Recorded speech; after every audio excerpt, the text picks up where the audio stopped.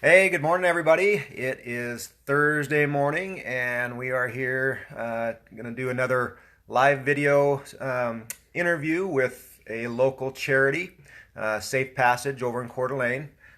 They handle, people involved with domestic violence and displaced from homes and stuff. So we're going to talk to Annette Nolting here shortly.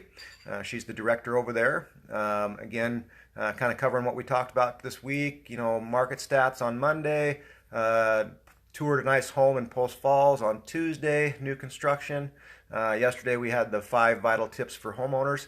And today we'll talk to Annette and see what kind of ways we can help or what kind of things we can look for those that are kind of, in a situation trapped at home with, uh, potentially an abuser or at risk. So let's talk to Annette this morning and see what things we can do to help. Morning, Annette. Good morning. Thanks for talking to me this morning. Yeah. So, tell us about kind of your guys' program and what's going on there and what things we can do to help out. Yes, great. Okay, so as you mentioned, I'm the development director at Safe Passage.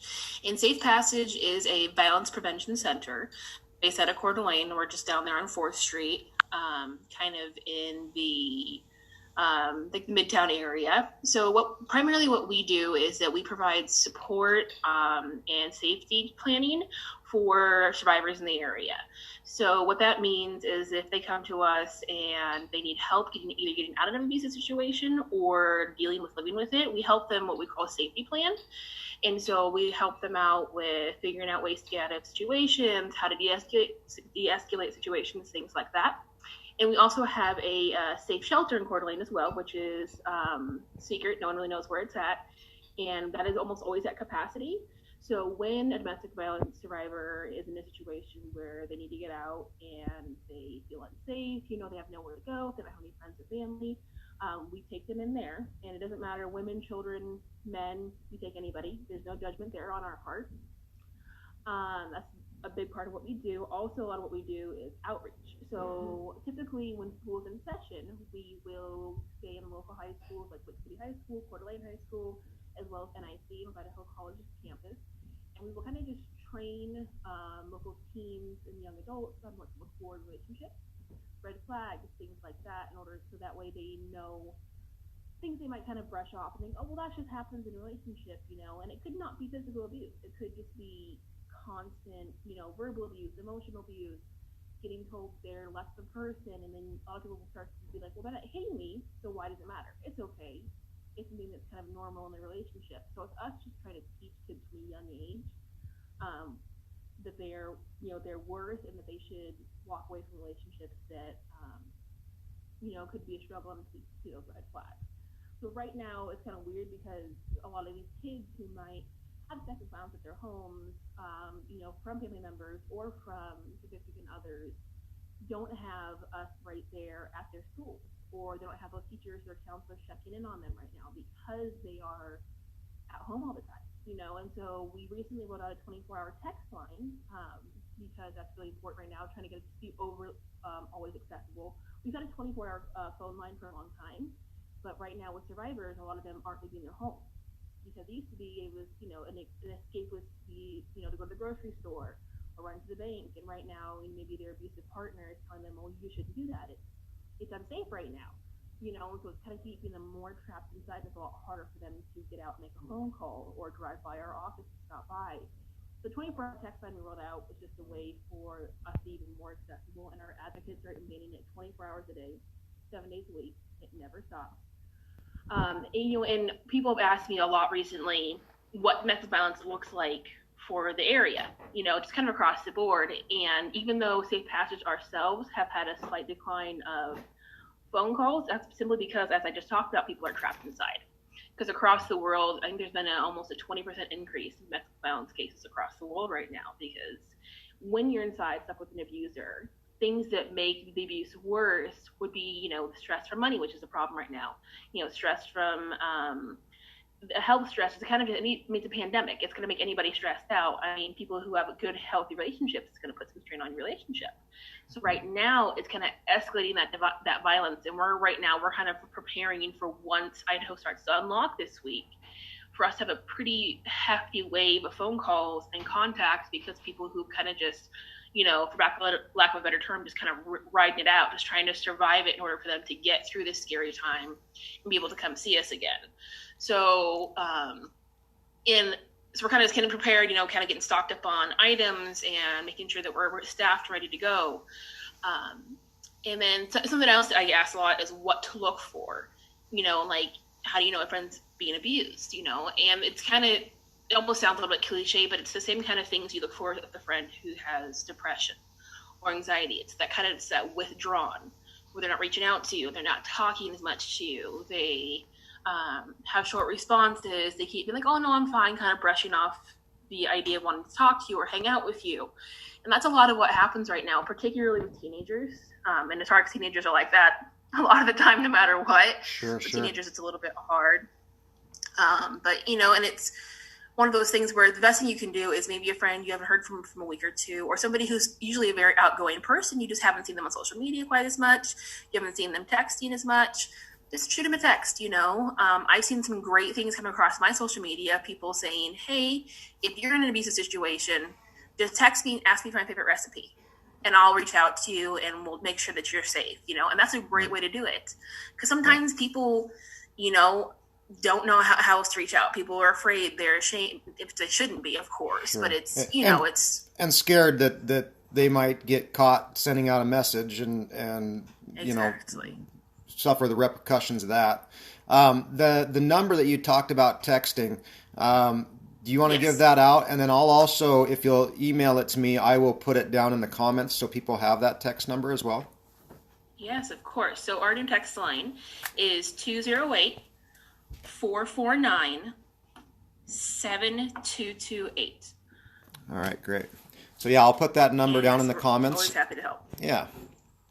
So that's kind of what we do. Right. And is there, any other ways that, I know there's tons of people that are have a little more time on their hands. Are there any ways that people can volunteer and help out, like just, stuff at your guys' facility, or providing homes, or what are ways that people can help if you guys do get a little bit more demand than normal as we come back into life as we will know it? Mm-hmm. Yeah, I know. It's kind of the new normal, as they keep talking about. Right. So the big thing is right now is that, as I talked about, we're kind of trying to prepare for this big surge we're expecting. Sure. A couple ways you can help with that. We've actually created an Amazon wish list of items that you can get drop shipped straight to our office. Things that we don't think about, like pajamas, clean underwear, food items, because our shelter, like I said, is almost always at capacity. And we're usually then putting people in hotels in order to get them safe, because they won't ever turn anybody away if they have a situation they have to get out of. Sure. So things like that, or if you have any non-perishable food items you want to drop by our office, we're there still Monday through Friday, I think 8:30 to 5, and so you can drop those by. Only thing that we can't take right now at the office is things like clothes, teddy bears, things like that, because we can't sanitize them right now very well. Right. So right now we're working on that. Will you have a list available, Annette, that you can email me and I can post that on the comments down below as well? Definitely. Great. Yep, for sure. I actually have that. Yep, I actually typed that up the other day, and Perfect. Cleaning supplies as well. I know cleaning supplies are kind of a hot commodity right now, but, Sure. If you have them, because since we have a house full of people, we're constantly trying to sanitize and clean and things like that to kind of help keep that under control, and we're burning through it fast and normal right now, of course. So those are the big things. On social media, if you see us post something that has has our phone number on it, just share it, because domestic violence affects so many people, and so many people just don't know that somebody in their life is struggling. And so maybe if that one share that you have, somebody in your friends list goes, oh my gosh, I didn't know Safe Passage even existed. I take that phone number and I'm going to text somebody. Kind of a cool story the other day. Quick story. We lay out rocks on local walking paths that just say, kind of inspirational things like, you were worth it, know your worth. And on the backside of it has our phone line. And so so people walking out on paths will see that, pick it up, see this brightly colored painted rock, and look at it. Yesterday we had somebody post on their Instagram that they had found that rock. They were in an abusive situation and they called us, they got out. Wow, that's cool. So it was really, really cool. We were like, yay. I mean, it's great to hear something's working, and it was something to one of our staff had placed it up at a state park here locally, and it's sometimes something that small, someone just seeing that is that just what they need, that little push to get them to make that phone call, because it's scary, it's terrifying. I mean, these people are living in a variety of situations, and like I said, a lot of people will chalk up just everyday fighting to just, relationship struggles, and it's not actually abuse, and a lot of times it can be. Sure. So we just try to be, ready and available to talk to anybody, anytime, and we're happy to help. And then when we start to open up again, we usually do have volunteer opportunities at our office. We're always usually looking for hospital advocates to go talk to survivors at the hospital, things like that. We did stop that temporarily just for safety reasons, but those will probably open up here in the next couple of months again. And we're always looking for people to help that or to volunteer at our shelter, things like that. Great, great. Well, great. I will, like I said, send me that info. I will post it on the comments down below, and really, really appreciate you being on the morning live show with us today. And I will imagine I will see you this afternoon in our networking and quarantine group. So Yes, lots of Zoom meetings lately. So appreciate you this morning. Everybody, look. Thanks for having me. Yes. Look for tomorrow. We're going to have another meeting with a small business owner in the area, hopefully, just to see how things are going for their small business. And then, again, look for the comments down below for stuff that you can have to help out with Safe Passage, and the number that you can give out to people that may need it, that may be at risk. So hope you guys are having a great Thursday and getting ready for the weekend. Hopefully you all have good plans for the weekend other than just sheltering in place. Have a great day, everybody. See you soon. Thanks.